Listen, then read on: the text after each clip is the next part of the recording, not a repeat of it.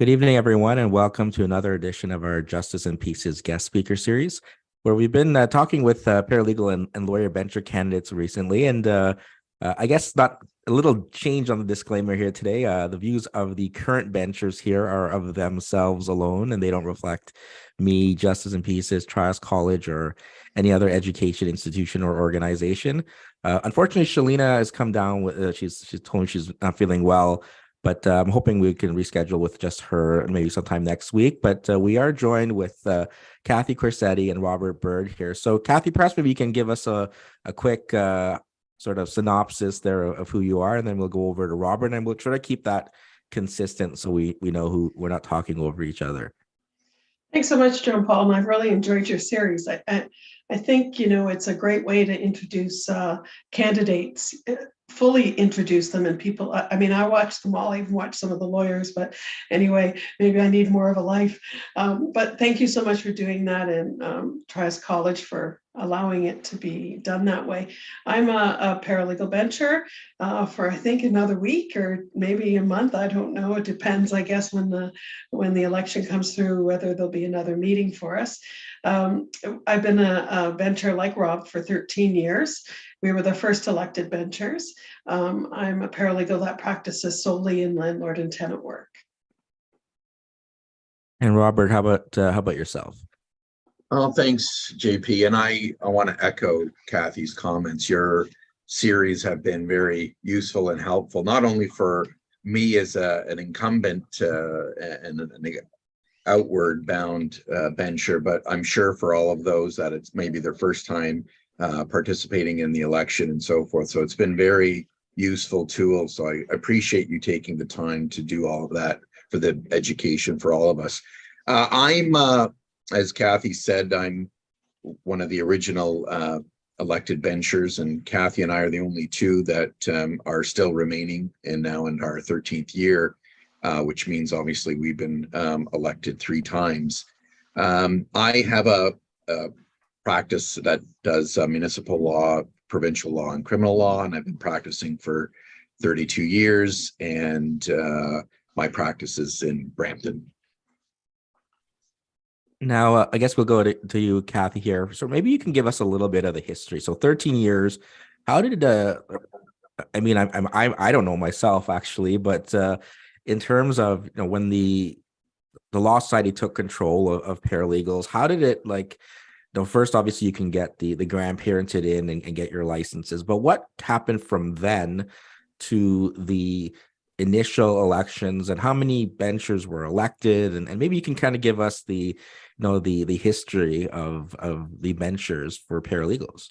Sure. I previously was an ethics teacher, so I have my notes. But so originally the government appointed 5 paralegals. One was actually a law clerk to sit on the paralegal standing committee to make the rules and policy of how this was all going to happen. How were we going to get licensed? So the first election was in 2010. There was 39 candidates. Back then there wasn't social media, so it was a much nicer way to run an election. It was a little more friendlier, and you just call people and what have you. So back then, okay, I'll brag, I came in first, but I had 239 votes. That's it, right? Out of 831 votes were placed that election. So the next election in 2014, there was 25 candidates, so less than the first election. And the first place, which was Marion Lipa, came in with 488 votes. And the last election, which was 2019, there was only 18 candidates, and Rob Burd came in first with 898 votes. So it typically has doubled every election. So I'm thinking for this election to be successful, you might need about 1,800 votes or something like that. When we first got elected, I mean, obviously we had just all become licensed. None of us really knew what the Law Society even was, never mind convocation or committees. I remember my first day there, I'm sure Rob does too. And we go to our first paralegal standing committee meeting, first time we'd ever been in the Law Society. And at that point, we were to elect 2 benchers, because only 2 of the 5 that got elected were able to be benchers. And then we elected our chair. So even though 5 of us had been elected, only 2 were benchers that could go into convocation. So we decided, let's elect a 3rd person as the chair, not one of the benchers. I was elected chair. So I was able to go to convocation. I wasn't able to move any of my motions. I wasn't able to vote on any of my motions. But the theory was, we thought, well, we're going to have a 3rd seat there. So the lawyer benchers and lay benchers are going to start to meet the paralegals. And I actually think it worked out really well, because at the end of that term, we were able to have government pass legislative changes that all 5 elected would become voting members and benchers. Yeah, Robert, I don't know if you can add anything there. So initially there was 5 benchers, but you only sat on the paralegal standing committee, and then the 2 plus then Cathy as the chair got to be full participant. I mean, well, not full because Cathy couldn't vote, but the 3 then could come to convocation. And then in 2014 at the second election, is that when you ran, people 5 were elected and then 5 all participated as it is now, or was there any other changes between now and between the changes occurred, JP, just prior to that election, where all 5 of us had become full-fledged benchers. And at that time, the treasurer also imposed that there should be a paralegal on every committee. Since we were an integral part of the Law Society, that at that point in time, the decision was made twofold. One, to have all 5 of us being benchers and have all of the powers that come with being a bencher, meaning to vote and speak at convocation and what have you. But more importantly, and just as importantly, was the population of paralegal benchers on every committee, working group, and so forth. So we were well represented, and our workload went up tremendously, because prior to that, we were only adjudicators and on the paralegal standing committee. And then we became fully integrated with the Law Society. So our workload got increased quite a bit. But just my own personal story, as Cathy said, the journey for paralegals at the Law Society has been significant. So when I first joined, when I first was elected, which was March of 2010, there is an area for the female benchers and then an area for the male benchers, a locker room area. And back then we didn't have iPads or anything. So all of your materials were written materials. And so you could be carrying 100 to 1,000 pages at any one given time. And because it was in March, I was still, winter coat, winter boots and things of that nature. And I was told, oh, there's no locker for you. And so I had to lug my coat, my boots, and my materials to the meetings because there was no locker. And as Cathy said, at the initial election, we were told that only the 2 elected benchers could attend and speak at convocation, and the rest of us could attend, but we couldn't participate, and we certainly couldn't speak out or vote. And so I said at our last PSC meeting, our paralegal standing committee meeting, my first convocation, I was told not to say anything.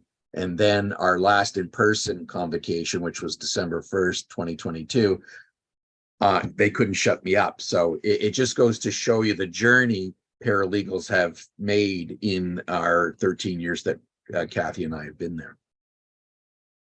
Now, Cathy, let's look at maybe what happens in convocation. I know certainly, being on a board myself, right, that there are things that happen in camera, there are things that happen and that I think you can watch publicly on the stream these days.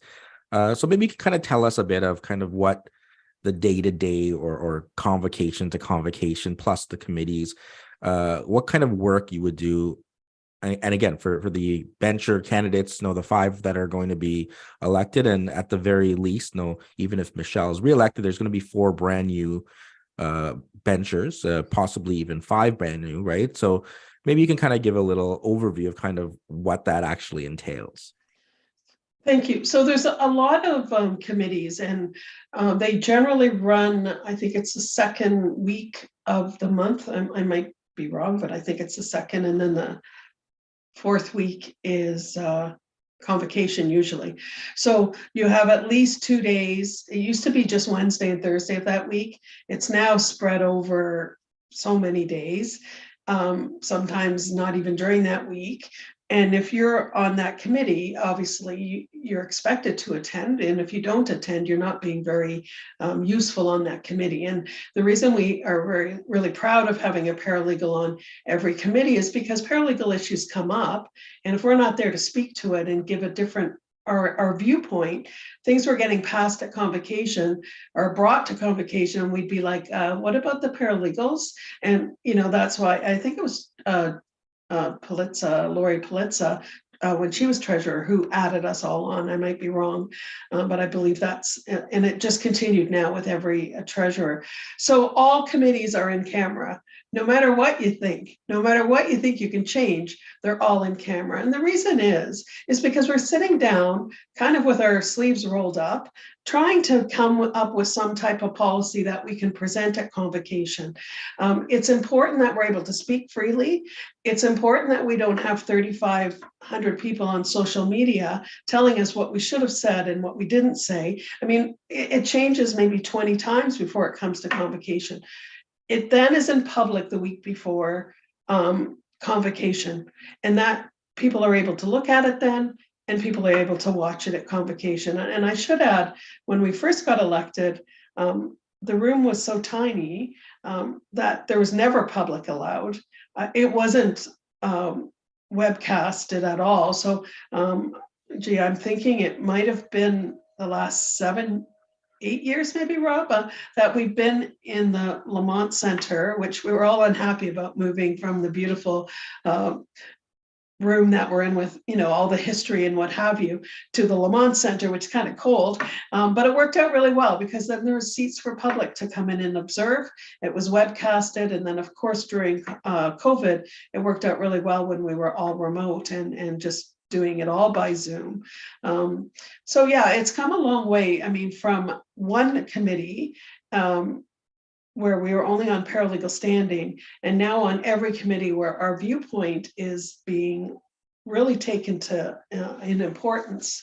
I remember when we were at convocation, if anyone mentioned the word paralegal, I'd sort of like, it was never mentioned. And now every single report includes paralegals and it's only typical because 200 years, it's only been lawyers. We're only 15 years, right? So it's kind of tiny that we're, even being mentioned at all. We're still the children, Robert, how about you? How would you sort of describe the kind of what it was like over the last 13 years there in terms of the day-to-day or week-to-week or of being a bencher? Yeah, so what Cathy says, I think, is really important, and that goes to how we've evolved in the transparency. So it is true that originally convocation itself was not live broadcasted, and that only happened, as Cathy said, maybe 7 or 8 years ago, which I think is really important to note the level of transparency. I know Julian Faulkner was very prominent in requiring and requesting that it be live broadcasted so that the public and the profession could see what was actually happening. And so I know there's a lot of people who wish that committees were open to the public, or at least to the profession. But what Cathy says is so accurate, that we need to be able to freely discuss matters, debate matters, and sometimes those get heated, and sometimes they involve talking about the government, sometimes they involve talking about staff and so forth. So it would be extremely unfair for those people who weren't present, that are being debated and discussed, for that to be aired out in the public eye. So I understand the need for the in-camera sessions when it comes to committees. But bear in mind, generally what happens in the process is an issue gets raised at the committee. And that could be raised by a member of the profession, a member of the public, the government, the judiciary, and it comes to us. And then we fully vet it in the sense that we usually have a course of action where the committee will discuss it, then put something out for consultation. then bring it back, and then formalize what's being presented to convocation. So during the consultation period, that is open for input from the public and the profession. And so generally their views and thoughts are considered, even though we've heard over the years how these in-camera sessions, committees aren't being very transparent. But we are transparent in the sense that each motion that goes before convocation generally originates from after a consultation period with the public and the profession. So my answer to that debate about transparency would always be, we do ask for the input of the public and the profession before anything really goes to convocation. And sometimes convocation directs us to do more consultation. So I can say in good conscience that I think the deliverables that we give are done as transparent as possible, given the sensitive nature of what's being discussed at committee.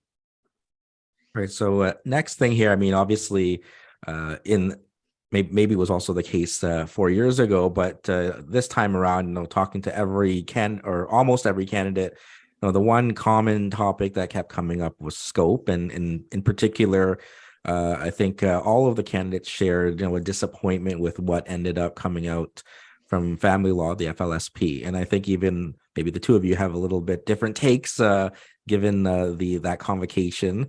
So maybe we can, again, I don't know what exactly you can share, given some stuff obviously happened in committee and others that happened at convocation and everything else, but can you maybe walk us through that whole process, and then that final sort of vote there in December, and what kind of happened? Because everyone sort of is like, where did this all go wrong? Is it the lawyer's fault? Is it the bencher's fault, or paralegal bencher's fault?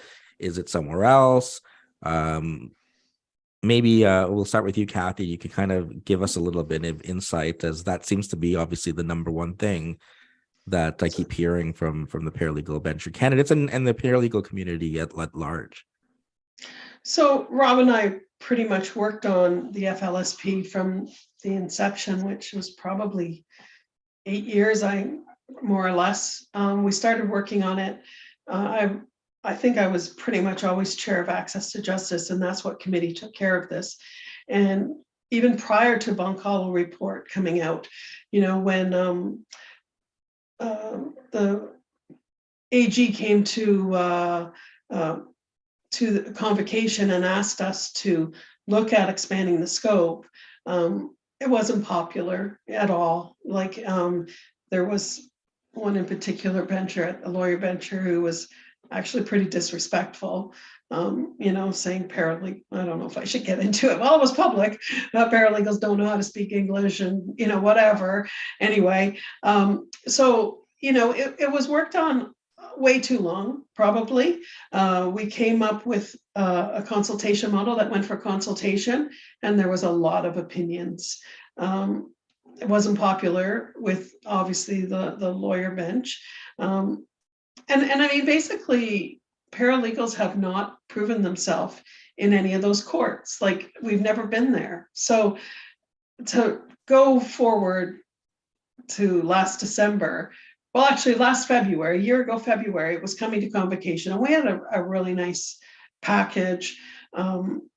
We were all happy. Rob and I were really happy with it. We made some concessions. The lawyers made concessions on our committee.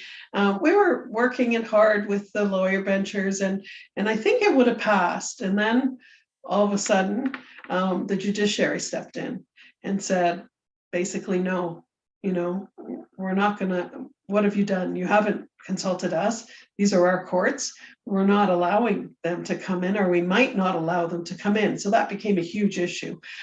Here we are going to send paralegals for second education. Costs would be pretty high. Insurance, they get clients, they start an office, they get to court, and the judge says, sorry, not in my court, you're not coming in. So, I think I'm going to be very blunt here. I think we all had egg on our face, and it wasn't my fault, wasn't Rob's fault, it would just happen that way, it wasn't the committee's fault. So then the treasurers both the previous and this treasurer worked really hard to get the judiciary on board. And they basically came up with what was approved. And were any of us happy with it? No. Is it a start? Yes. Will it expand? I hope so. It was very disappointing for me, for sure. Rob, for sure, I know. But, you know, in the end, it's the first any type of expansion we've had in the 13 years or 15 years of regulation. And it's a start. I really, really hope that it will grow once the judges see, hey, they're not so bad, because paralegals offer excellent representation. But unfortunately, there's a few paralegals that have given us a bad name prior to regulation. And that's what the judges have heard. We've heard about this paralegal who blah, blah, blah, you know, so we have to prove ourselves. And it's like, you know, they've never seen us in court. They don't know how we represent clients. And it was, I mean, staff was upset about, everyone was upset about it, but we got something, it passed, and we were basically told it's, you either pass this or it's nothing. And that's what happened. And we got it, and it got passed, and it wasn't easy to even get that passed. But for sure, once the judges spoke up, there wasn't very many lawyer benchers who would have said, I'm not listening to those judges, we're going to pass it anyway. So, you know, it was unfortunate, but it's something. And, you know, maybe 10 years ago, I would have been thrilled with this scope, but because we had kind of gotten the full Monte and then ended up with just a little sliver, it was very disappointing. Devastating would probably be a better word, but we have it, it got passed, and I really hope that it expands and that we are able to, there is a need for paralegals to offer representation in family law courts. There's a lot of unrepresented parties. I've been hearing that since the day I walked into the Law Society. So I hope it improves. Now, Robert, I know, I think, you were involved differently there at the end, if I recall. So maybe you can kind of explain what you were trying to do and what happened there. I mean, obviously, Cathy sort of echoes the disappointment. So maybe you can add there and give a little different perspective from your end. Yeah, well, it's not a lot different than what Cathy said. I mean, it's true that it was a long process, and people have to understand with the turnover. So what happened was we had a lot of momentum going, and then there was the election, and that was the 2019 election, which then had to force people like Cathy and myself to convince a new set of lawyer benchers that this was in the public interest and so forth, because, you know, not everybody is like you, Jean-Paul, and is open and understanding of the role of paralegals in the and access to justice. And so, you know, with each turnover, our work started back over again. And yet we marched on, and Cathy as chair and myself as a very vocal member of Access to Justice took a lot of hits from our lawyer bencher colleagues on, you know, paralegals aren't competent, there's no way they could do analytical thinking and so forth. And yet we marched on and we pushed forward.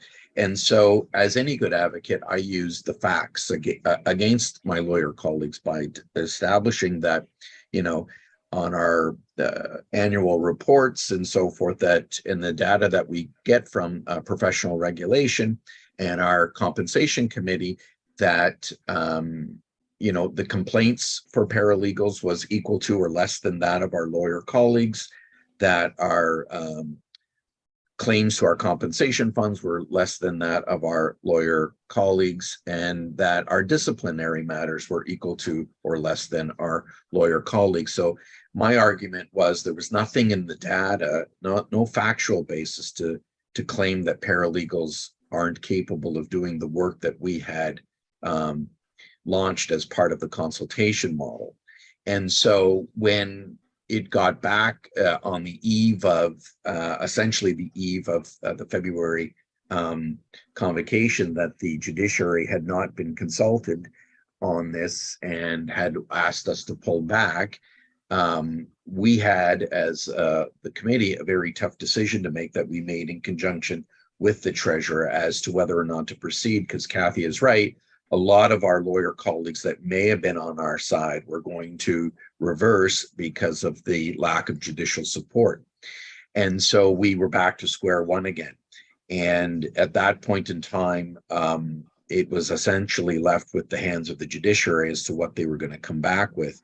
And unfortunately, they came back with what was considered extremely narrow scope, even more narrow than the committee had contemplated.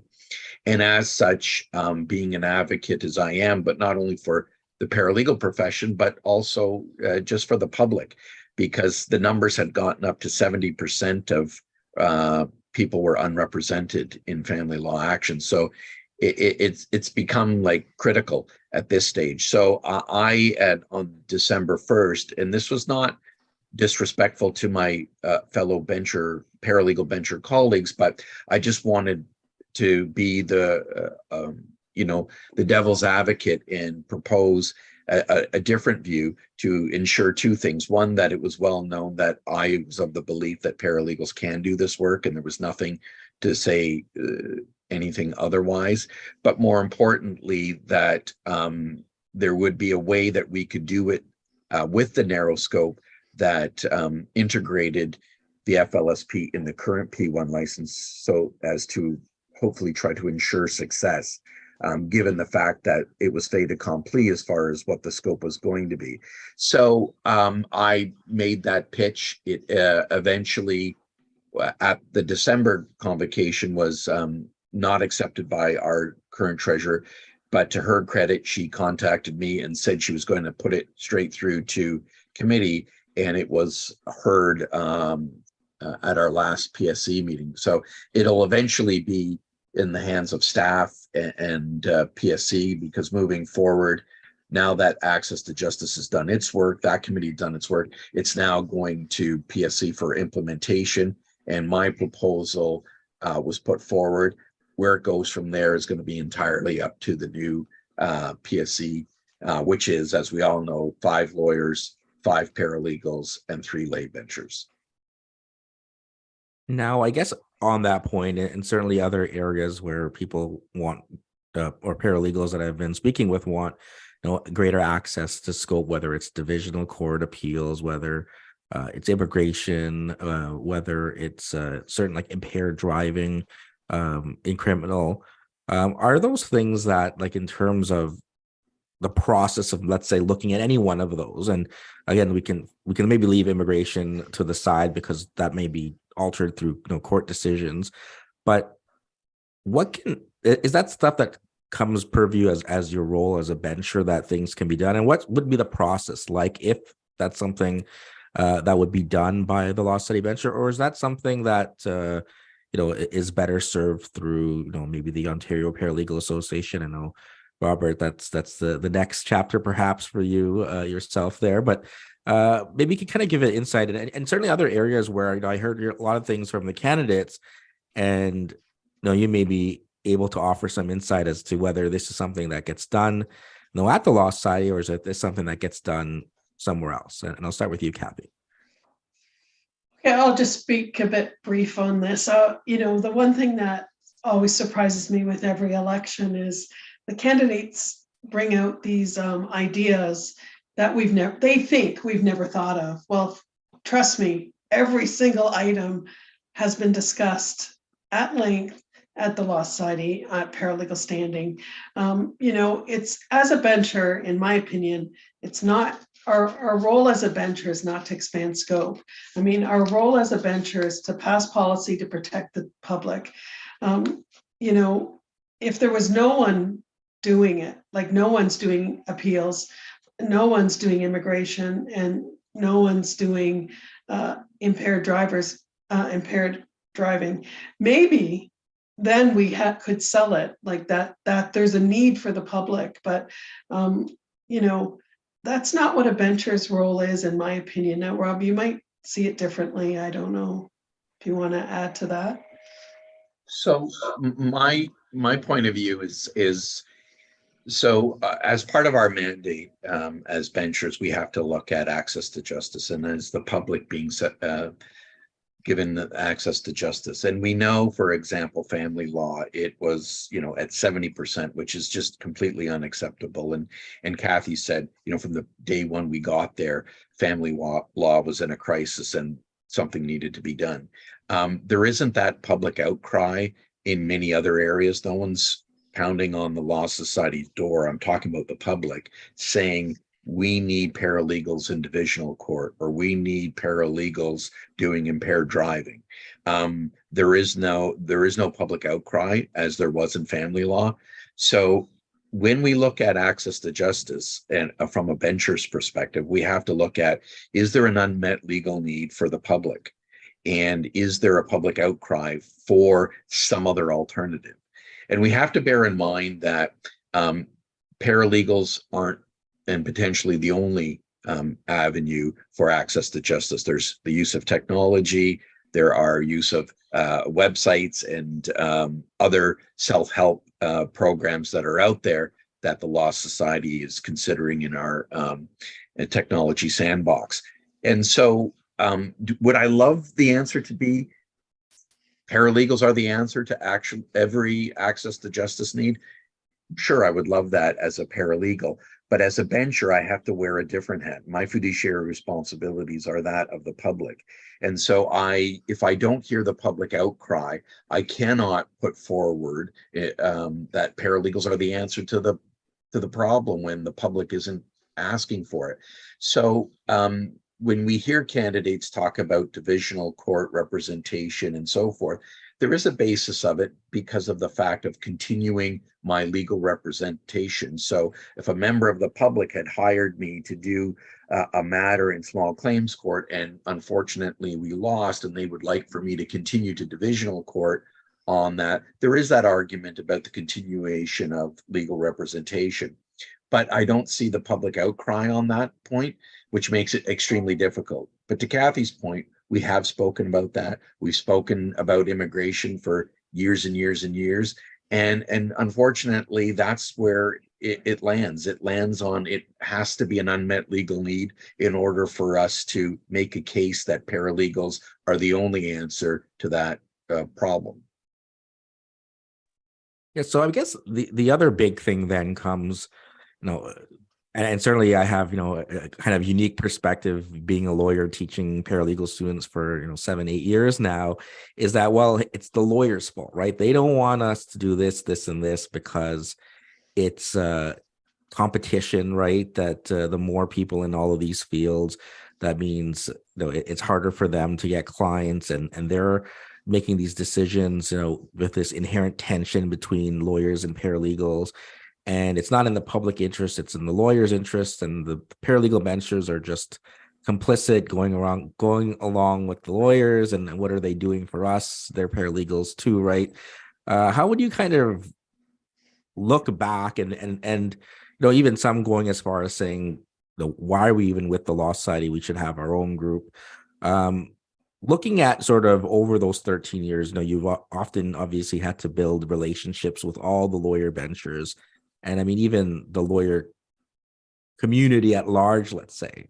I mean, is that temperature there? Is there accuracy to that? Or is it just like, in any relationship, right? There's going to be some that are supportive. There are going to be others that are not. And do you think over those 13 years, like when you first had a seat at the table, or you didn't even actually all have seats at the table, as you pointed out, but now, is there progress? And does that also depend on who gets elected on the lawyer side as well? So Cathy, I'll go to you first. Yeah, I mean, originally when we were first elected, and Rob talks about, not having a locker. Well, I had a locker, but there was a lawyer bencher who was so upset that a paralegal had a locker in the ladies' locker room. That would never happen now. I've had people, lawyer benchers get elected who've never even seen or talked to a paralegal before, do not understand our scope, but willing to learn and be happy and support us. I've never felt that the lawyers, like I hear are against us. Would they want us doing full scope? No. If we're doing full scope in everything, we should go to law school and get properly trained. There's some lawyers who are more paralegal friendly, 100% in any area you go to. But we've come a long way. Like, we're the only province in Ontario that licensed paralegals. I mean, there's some movement happening across Canada. We weren't commissioners of oaths when we first got elected. We had to apply what have you. We're now commissioner of oaths. We're now notaries of public. You could not become a notary unless you were doing the type of work that required that. Now every paralegal is. We're officers of the court. The Law Society Referral Service used to be called the Lawyers Referral Service, and that got amended to include paralegals. We now have the education has been changed several times, and now with the extended, and I'm sure JP, I hope you like the changes that we came through, but with the extended placement, I think we're going to have these paralegal students coming out the door running, looking impressive, because right now they're not able to speak I have students on Zoom, say, and the member will say, no, I need to speak to, is Cathy there? I need to speak to her, So that's going to change things as well. We had no paralegal awards. It was only lawyer awards. We now have the Distinguished Paralegal Award. We now have the Lincoln Alexander Award, Shirley Dennison Award. And they might sound like little trivial things, but it's huge when only lawyers were getting awards and paralegals weren't. We never had like a welcome reception to invite new licensees to the Law Society, meet some mentors, learn about the different agencies not agencies, but like CAN, MAP, the Members Assistance Program. It used to be called the Lawyers Assistance Program. So like it's little things, but it's all coming around. And I'm really proud of a lot of changes that have been made from the first day when I walked into that Law Society. And Rob, I know the same. We've come a long way. And everyone says we need more than 5 benchers. I'm thrilled we have 5 benchers, right? Should we have more? Probably. But then maybe we need less lawyers because it's a very large board meeting to manage at convocation. I don't know if I went right off topic there, JP, but no, I've never felt, yes, I've felt in the beginning, especially, I felt like I was discriminated against because of being a paralegal. I don't feel that way these days, no. I guess we'll go over to you, Robert. I don't know, any thoughts, anything different there? So I don't have different, I just have an example to demonstrate how far paralegals have come. So in 2019, the federal government introduced Bill C-75, which was going to, believe it or not, eliminate paralegals completely from doing summary conviction matters. And I was the chair that time of PSC, and my challenge was to not only convince my committee, but then convocation that paralegals scope in summary conviction, by virtue of acceptance of the route that we were going to go, their scope in summary conviction would in fact be expanded. And it was through the work of myself and my 4 colleagues, including Cathy and Michelle Haig, and at that time, I guess it would have been Brian Laurie and Michelle and Marian Lippa. We were tasked with, building those relationships, convincing our colleagues to vote in favor of this. Because if we failed in our mission, then paralegals would have been out of summary conviction. And there were lawyer benchers at the time that were really reserved on whether or not they were going to agree to expand our scope in summary conviction. And what happened was, in a little quick nutshell, was the federal government decided to change all minimum penalties from 6 years less a day to 2 years less a day, which then opened up the scope for paralegals, because now we would be able to do assault cases that were 2 years less a day, which we were never able to do beforehand, and so forth.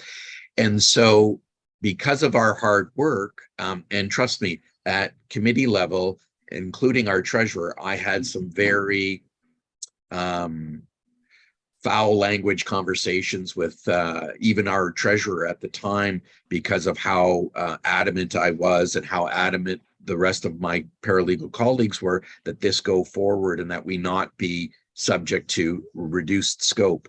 And believe it or not, that day in convocation, which was September of 2019, we only had one vote against it. And so that just goes to show you how far paralegals had come. So in our relationship building, which is a critical part of being a bencher. So when you think about, especially a paralegal bencher, so when you think about, you've got the workload of the committee, you've got the workload of convocation, the workload of being an adjudicator or a proceedings authorization committee member, but that's only a small part of it. And Cathy can attest to this. A lot of it is those after committee meeting discussions that you have with your colleagues, the following them back to the hotel and sitting down with them and forcing them to hear your pitch and really working the room, so to speak, as it goes. Those are all done on your own time, after hours and so forth. And so when benchers candidates come in promising this, everything under the sun, they don't realize how political this is and what is really required in order to get change done. So when people think, oh, you guys haven't accomplished anything, and Cathy has rambled off a long list of accomplishments, those didn't come, they didn't say, hey, yeah, great idea, let's do that. We had to work the room. We had to argue and fight and sometimes take a lot of bullets in order to get that to happen. And, because of our fiduciary responsibilities, Cathy and I couldn't air that out in the public and say, hey, look, this lawyer didn't want to do it, but we convinced them, and this lawyer did, because we maintained our ethics and standards, and we kept that internally. And so sometimes I'm really disappointed with my paralegal colleagues who don't realize when you're outnumbered 40-5, and even the 8 sometimes aren't on our side, the 8 lay benchers, it is significant. When something happens, it's significant. It's an accomplishment, because it doesn't happen just with the snap of your fingers. And so when you hear candidates say, I'm going to go in there, I'm going to fire everybody, and I'm going to do this, that's not going to happen.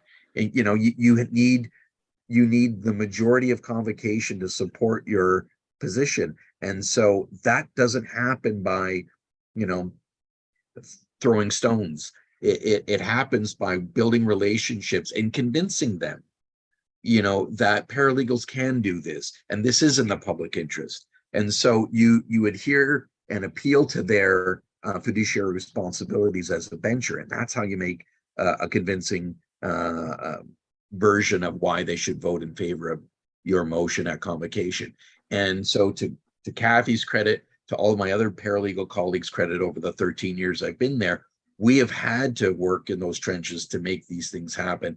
And it's unfortunate that our colleagues don't see that work, because we don't brag about it, but it was hard work. And I'm proud of what we've accomplished in many realms, short and apart from the FLSP. But even with that being said, it is a step in the right direction, right? And so even I concede that it was a step in the right direction. So, that was the only thing I would like to say about where the progress has come with the lawyer and bencher relationships. And bear in mind, any lawyer that's been called to the bar in the last 15 years has been with paralegals. That's been part of the landscape, the legal landscape in Ontario. So many of the new lawyers have just come, of course, paralegals are involved. They don't question it as much as some of the old guard did, who were very defensive and thought, oh, they only heard the horror stories of what paralegals were like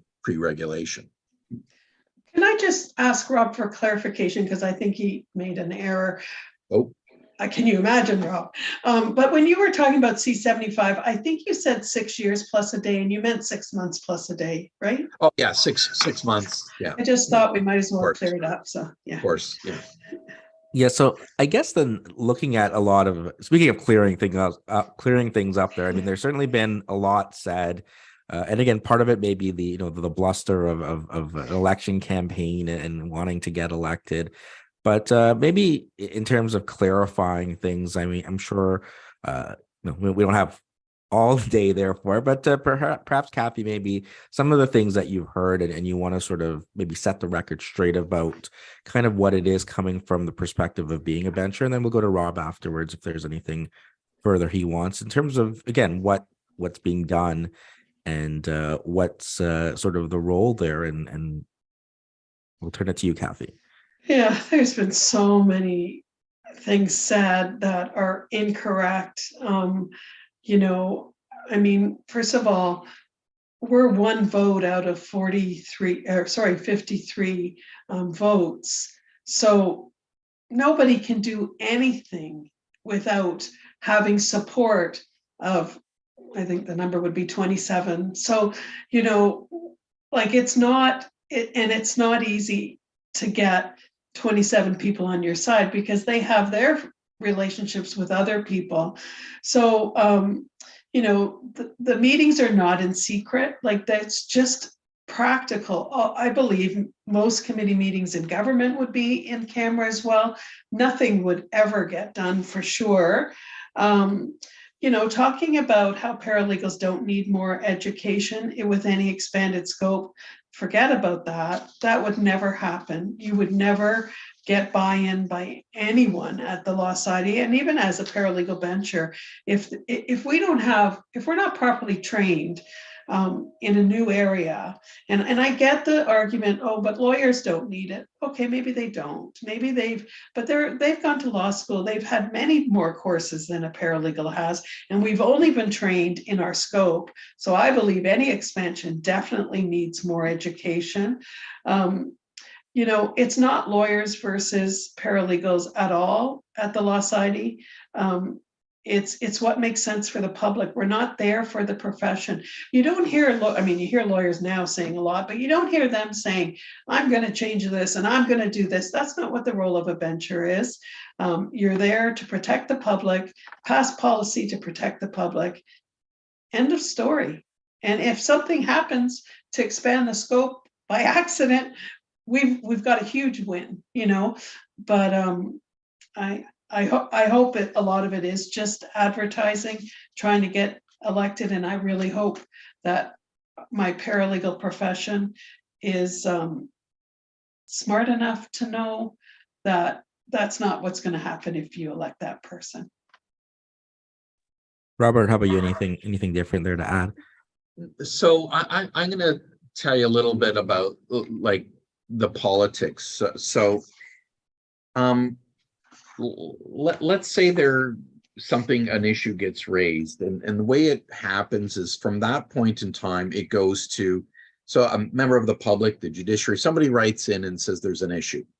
So what ends up happening is the Law Society, who fields those inquiries, then channels it to the chair or the whoever's in charge of policy for that committee and says, hey, this issue has been brought up.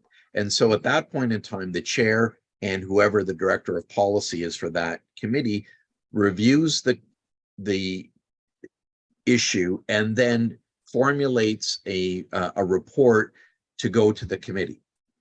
At that point in time, the committee then, vets out everything about that. Sometimes it goes somewhere, sometimes it doesn't. And then what ends up ultimately happening is if it does go forward, a consultation report goes out. And what people don't understand is, or what some candidates may not understand, is that's only the first step, is at the committee level. Then, as Cathy said, there's now 53 votes that have to happen, and you need a majority in order for something to actually pass. And the part that we haven't really talked about is how strong and how influential staff at the Law Society is, because the reports that are drafted by staff. And I can say this, and I'm not going to mention who's in charge of policy, but one time when I was chair of PSC, the report came out, a report came to me that I said, even I as a paralegal wouldn't vote for this because of the way the report was drafted.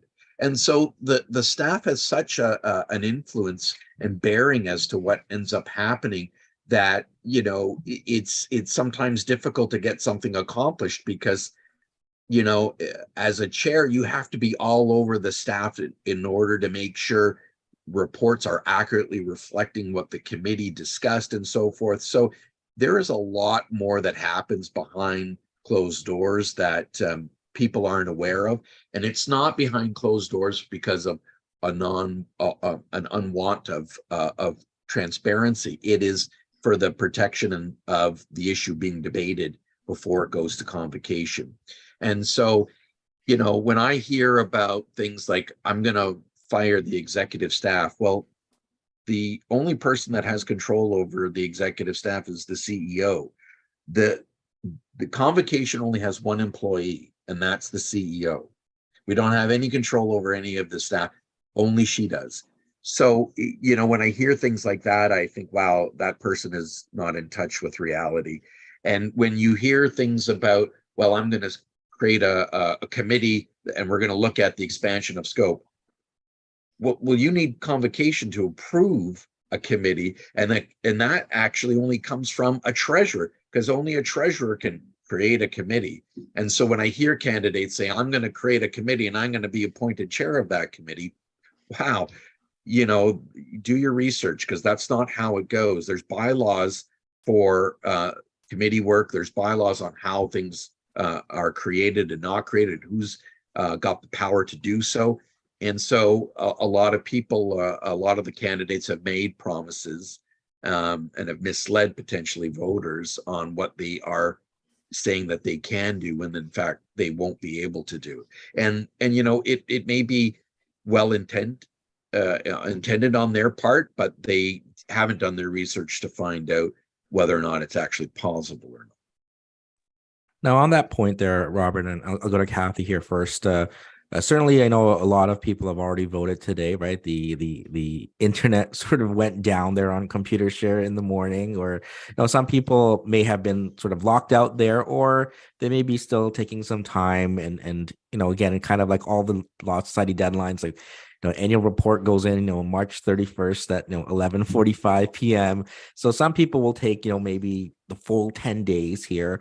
So I mean, anything in terms of, I know obviously you've both made some recommendations. I think in Robert's case, 5 names there, but maybe in terms of maybe more generally, if someone's looking to make a decision in terms of who they should vote for, I mean, maybe it's characteristics. What would be things that you would provide to any of the people listening that are not yet voted or not yet fully decided in making sort of those decisions of who would be effective, or the kinds of things that would be effective for a bencher in the next 4 years? Cathy, I'll go with you first.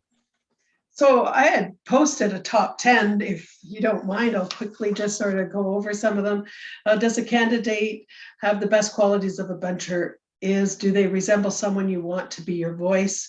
Does a candidate understand the role and purpose of a bencher? Do they know how to move things forward? Can they get along with people? Do they conduct themselves with integrity?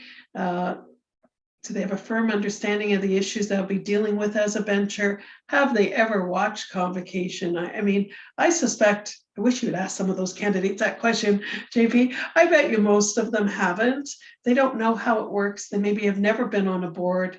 What have they done prior to running as a candidate?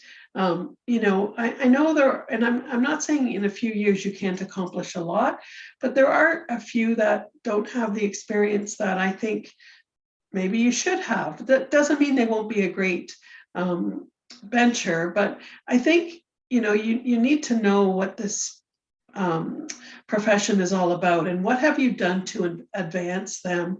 And do they have a support system so that they can spend away the 60 to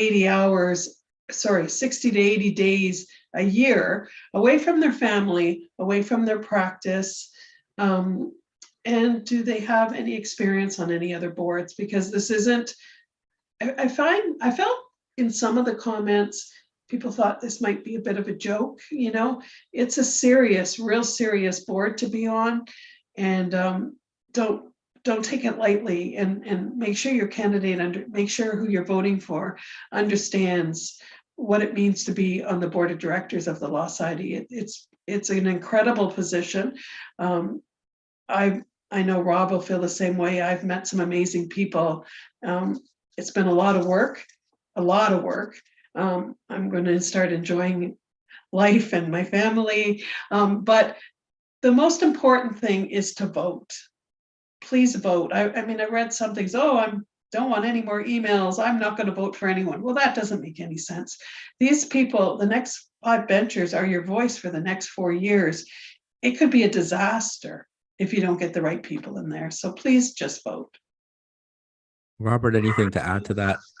So I think in my own personal view as to why I selected certain people and not over certain people is, one is, and Cathy mentioned this, and I think her list is fantastic. One is, what have you done up until this point in time to show me that you've cared about the profession, or you've cared about the public interest and so forth? Because you don't need to be a bencher to be an advocate for the paralegal profession. You don't need to be a bencher to have donated some of your time and volunteered for your community or so forth. So when I looked at some of the candidates that I had known nothing about them, and I've been around for 32 years and I knew nothing about them, I wondered why, but I didn't leave it at that. I looked into it and said, okay, well, let me see, maybe there is something that, I wasn't aware of. And your series, JP, helped me fill in a lot of those gaps as well. So thank you again for that. And so for me, it was about, what have you done prior to your announcement that you're going to be a candidate?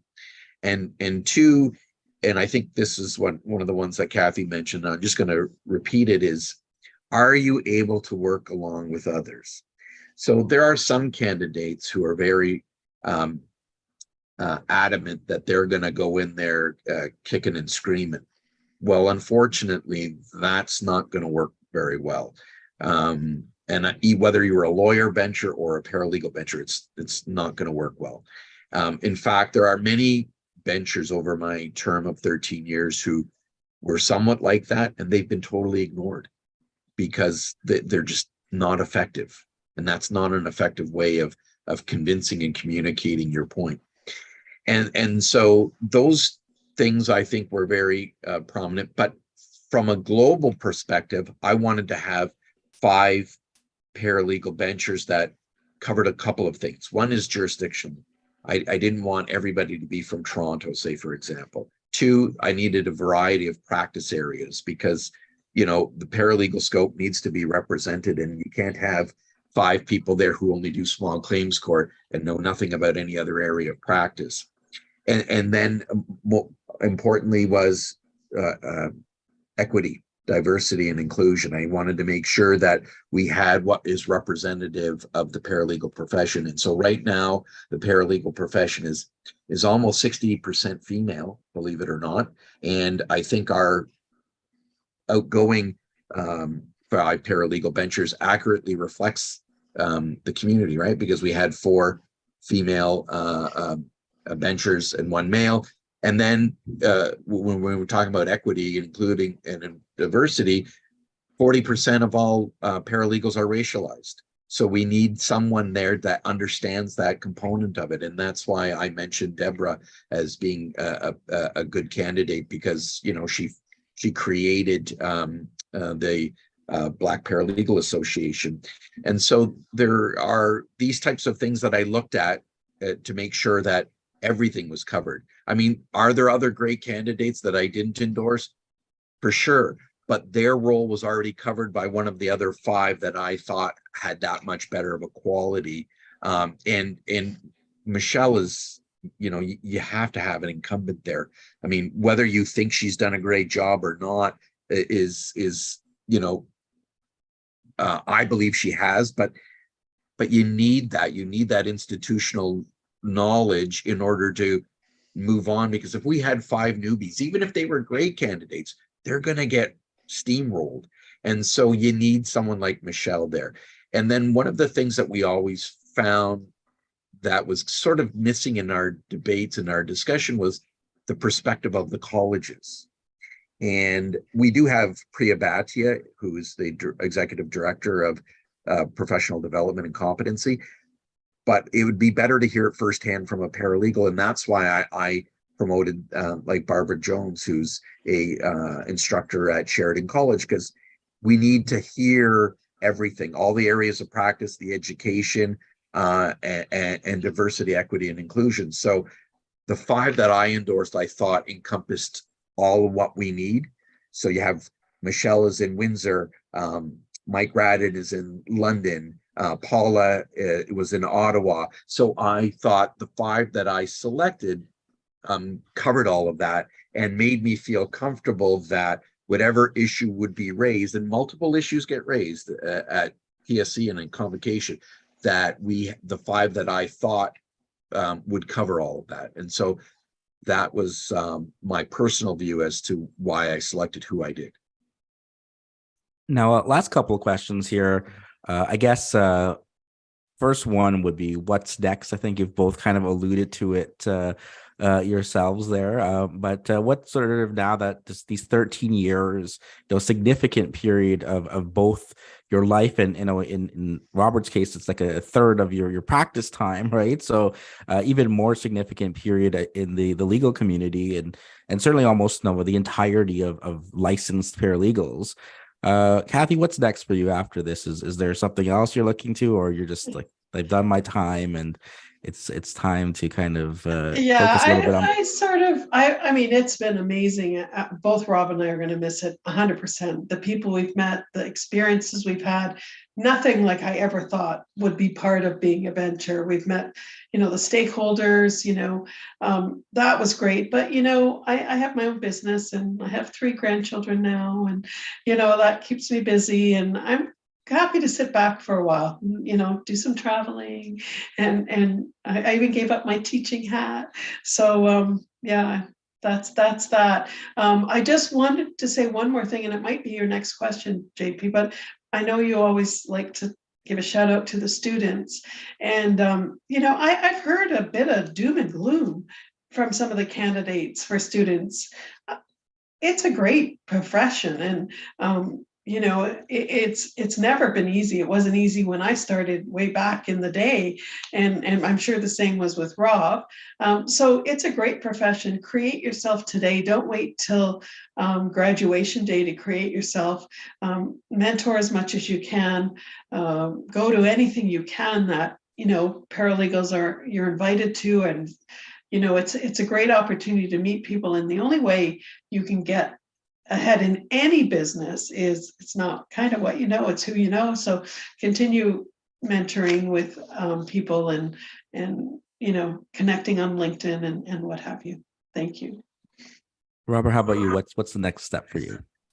Well, I'm not as smart as Cathy to roll off into the sunset. As you may or may not know, JP, I was one of the co-founders of the Ontario Paralegal Association, and the premise behind that was to have a solid voice for the paralegals. So for the issues that we've heard on the campaign trail about promises of what can be done, really should be at the responsibility of the Ontario Paralegal Association, or an advocate group for paralegals. And so one of the things that some of our previous treasurers have said to me, knowing that I'm on my way out, is how they've been disappointed about the appearance and the involvement of the Ontario Paralegal Association.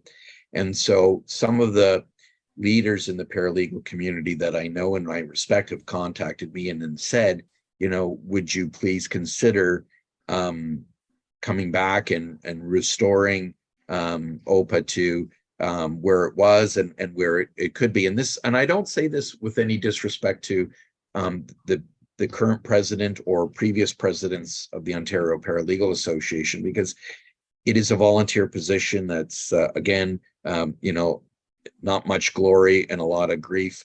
And so I don't begrudge them for the status of where OPA is now, but I mean, I would really like to see our relationships with stakeholders rebuilt. I know I worked hard to get OPA as the official spokesperson of the paralegals with the Law Society, and I'd hate to see that be lost. And so I want to resurrect our relationships with our various different stakeholders. And I remember when I was president, I used to go to the various colleges and speak to all of the students in anticipation to give them what's lurking ahead and what support networks and resources were available to them as they ventured on to become licensed. And I want to restore that. I think the Ontario Paralegal Association has a very important role moving forward. So I would really I'd like to see that get back on track, and I'd like to play a role in some way. I'm not saying I'm going to vie for president, but I may be an ambassador of some sort or whatnot, maybe a position that's not been yet considered, but whatever role I can do to instill the belief of the profession in the Ontario Paralegal Association and then our relevant stakeholders, that's what I really want to accomplish.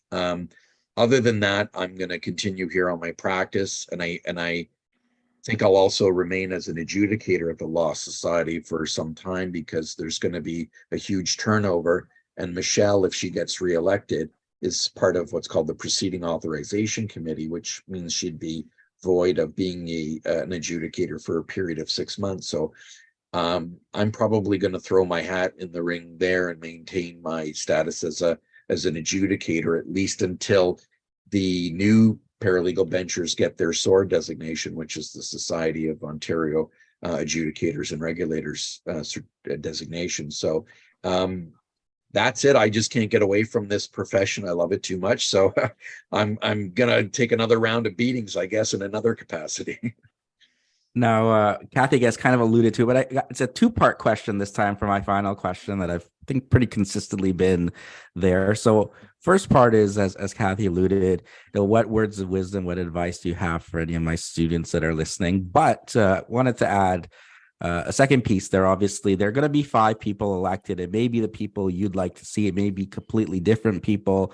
But what words of wisdom, what advice would you have for whoever the next 5 benchers are in navigating that role over the next 4 years at the Law Society?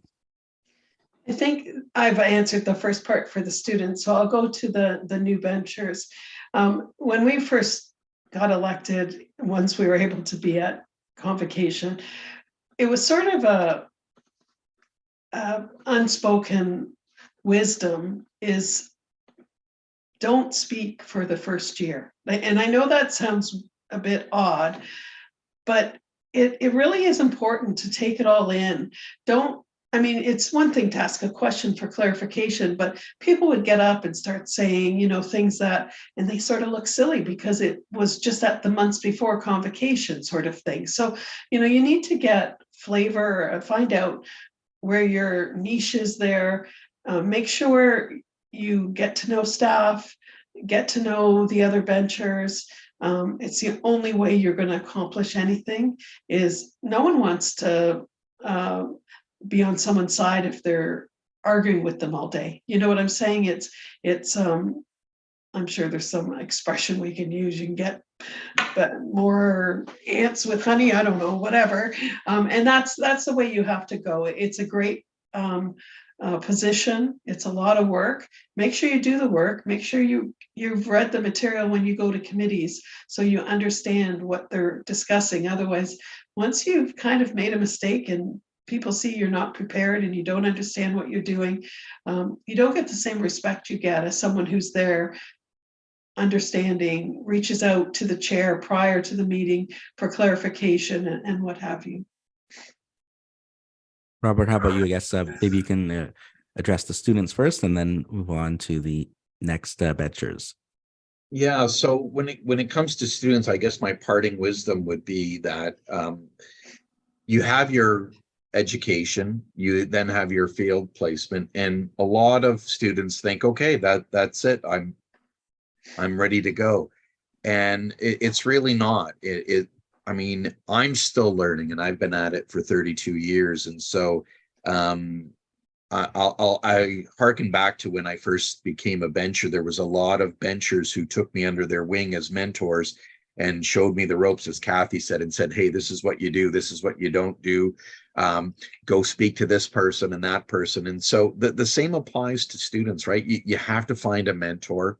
If it's your field placement host, stay on a little bit longer if you can afford to do so, because knowledge is power. And with anything, you have to look at available networking that's available to you, mentorship. And then I want to direct everybody, all the students, to the Law Society website, because some of them may not know, for example, that as a student in an accredited program, you're eligible to use the Members Assistance Program. So whether it be for mental health, addiction, problems, financial, all of these issues can be covered with your Members Assistance Program. Plus, we also have things that as they get towards licensing, look at programs like yours, JP, and other colleagues who have the exam preparation programs.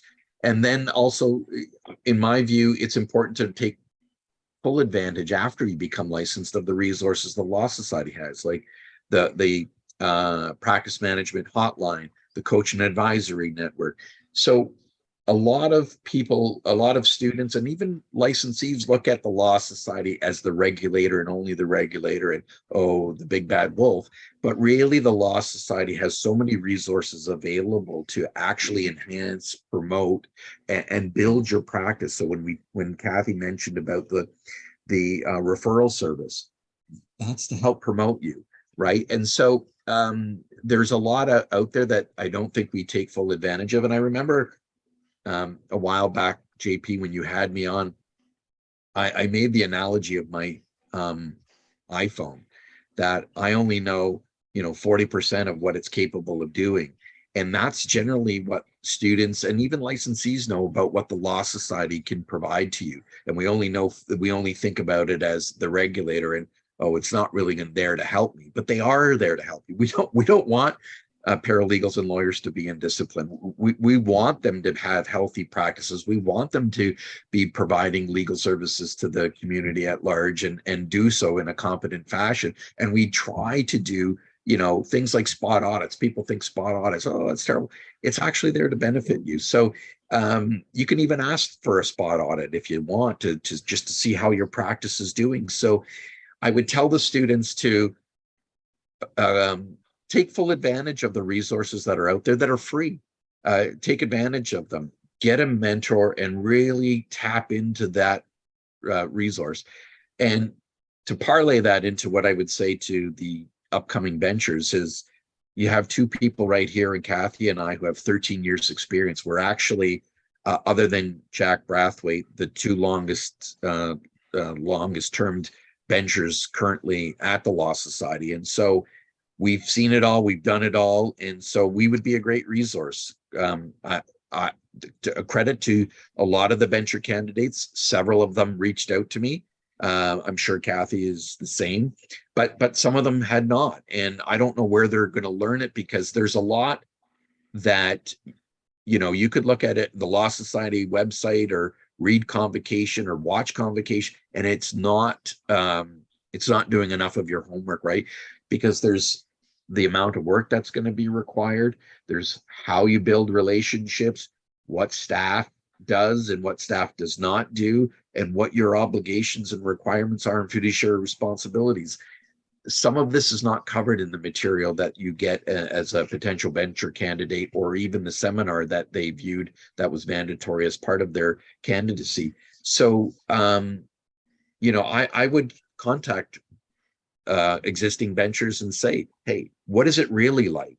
Because as Cathy said, you may go in there having an idea and you don't want to walk out with egg on your face if you've done something improperly, you spoke out of turn or what have you. I mean, the bylaws should be read. You should understand the bylaws because it gives you the procedural function as to how convocation works, how committees work, and so forth.